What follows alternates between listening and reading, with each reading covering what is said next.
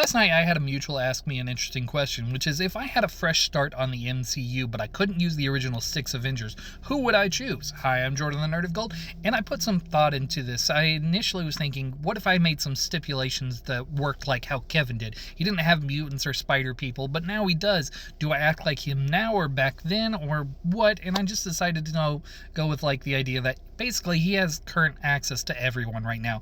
I think that's going to be true because of what Sony's going to be doing with Spider-Man coming up here soon, which they haven't announced, but I have some theories on it. But either way, I wanted to do something a little different from Kevin, so I have some unusual choices, so bear with me and listen to my choice on who would be my new MCU superheroes. So the answers for number one is going to be Iron Fist. Iron Fist is a kick-ass martial artist. I love a good martial arts film, and he's got this glowing fist. It's an iconic look. It gives him some superhuman abilities, and it gives you a soft introduction into the magic of the MCU. It also gives you a chance to kind of redo the character in the sense Danny Rand can still be like a Nepo baby, basically, but he doesn't necessarily have to be strictly just a white guy, or you can do something to confront the fact that he is a white guy on that front.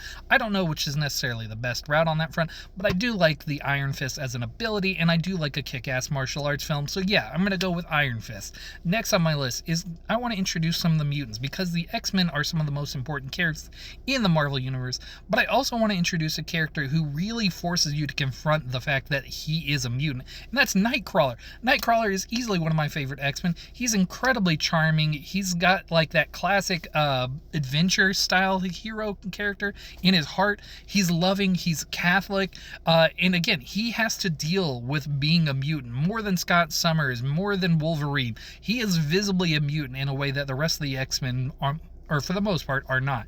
And I think that would be a really interesting path to go down. Plus, he's got the soap opera drama background built into his character with his mom being Mystique, and like there's a whole implied history with that. You can focus on Nightcrawler as a solo here because I do think that he has a lot of the same things that make Spider-Man popular in his own right, but nobody really focuses on that because he's always been a team player. And I think it would be really cool to use a Nightcrawler solo film as a soft launch into the X-Men as a whole. Maybe there will be a sequel focusing on him and just a couple of the X-Men where maybe he's the leader. I don't know on that front, but I do think Nightcrawler would be an incredibly fun film on that front.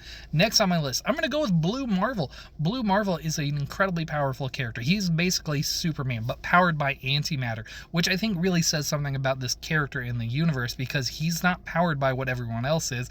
In fact, he's powered by something that's destructive to the rest of the universe. But the fact that he's a Superman character in the Marvel universe is kind of at odds because Superman characters, for the most part, don't work within the Marvel universe just because of the way it's set up. And so I do think that puts him in an interesting position. So I also think it's really interesting in his history where he has to not be himself because of the politics of the time. And I think it would be really interesting to see Marvel take that head on and deal with that. Now, because of his age, you can tie him into the original civil rights movement, or you can move it on the sliding timeline to different events because while things have definitely improved since the civil rights movement, I think plenty of Black Americans would agree that there's still some room to grow on that front. But yeah, I think Blue Marvel is an incredibly interesting character. He's got this past where he technically can't be a superhero, but he is, and he's coming out of retirement. What does his return to the world look like? I like an implied history on that front. So, and he's got incredible adventures. He's friends with Uatu the Watcher. So yeah, I love Blue Marvel, and he would definitely be a key player for me. Next on my list is going to be Crystal of the Inhumans. You can't tell me that a princess of a super-powered population isn't an interesting character. Plus, she's basically the Avatar. Like, she controls all 4 elements. She is extremely powerful in terms of what she can actually do. And then she's like a royal person who's like stuck in this like dynamic there, this political dynamic at home, and then she just wants to get away and be herself and have fun. And then you have like all these Inhumans who are like trying to get her to come back because she's not supposed to be out there. Her people are a secret. I think there's a lot of tension built into Crystal's story, and I really think that she has a really cool set of powers. I just think that the idea of a princess superhero has a lot of potential, and I don't know why Marvel doesn't invest in Crystal more. Next on my list is going to be Nadia Pym. Nadia Pym is the wedlock daughter of Hank Pym. And I like Hank Pym as a character. He's complicated. He's not necessarily a good guy. He tries his hardest on that front. But yeah, he's not always had the best relationships on that front. And she's the result of that. And she's also from like a more oppressive past in the sense. And she's still growing up to be an incredible genius like her father on that front. And then she makes her own identity with the Wasp. And I just think that is a really cool family dynamic going on there. Again, implied history. You've got some international stuff, maybe some political intrigue there based on the fact that she's Russian but she's trying to come to America. I think there's some really cool stuff with there. I also think it's nice to have two different super geniuses like on a team, because you had like Hulk and Tony Stark on the Avengers. You can have Blue Marvel and Nadia Pym in this team, and I just think that'd be really fun to have that kind of different dynamic, because they also specialize in very different things, so they're going to approach problems differently, and also their generational differences are going to inform how they approach problems on that front. So I just think there's a lot of potential to Nadia as a team player, but also I think there's a lot of potential to her as a solo hero, because she's trying to like build a network of like female scientists who are going to help focus on the world instead of capitalism sometimes, and I just think that'd be really fun to see there. Next on my list, the final of my 6 for this MCU, is going to be Jessica Drew Spider-Woman. I think Jessica Drew Spider-Woman has had a lot of chances to do better in Marvel Comics, and I don't think Marvel's always given her the support she's needed to. But that being said, I still think Jessica Drew has a lot of cool stories and has a lot of cool potential with her. She is a detective. She's a superhero. She's been replaced by a Skrull. She's got spider powers, but not the same spider powers as Spider-Man. And then she's just her own person on top of that. She's best friends with Carol Danvers.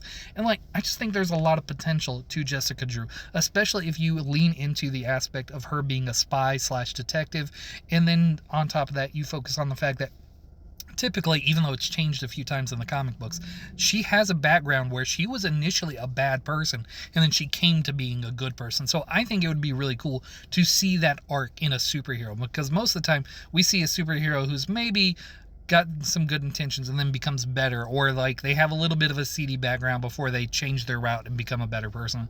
But she was like explicitly a villain at one point in her life, and then she became a good guy, and I think that's a really interesting dynamic right there. So I would really love to see her, and like how the origin of her powers kind of represents this alternative arms race to like maybe what S.H.I.E.L.D. is investing for their superhumans, or like what Oscorp is investing in. That leads into Spider-Man. So like whether we're tying her into Hydra, AIM, or the High Evolutionary, it doesn't matter. She represents this alternative path on that front.